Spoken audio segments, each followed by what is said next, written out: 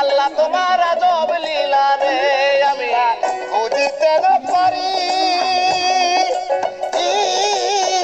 এই দুনিয়ার খেলা তোমার আজব সুন্দরী রে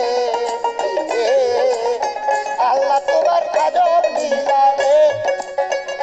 আসসালামু আলাইকুম। দেশ ও দেশের বাইরে যারা আছেন সকলকে একরাশ প্রীতি ও শুভেচ্ছা জানিয়ে ফাতেমার শক্তি পরীক্ষার পালা নিয়ে হাজির হইলাম।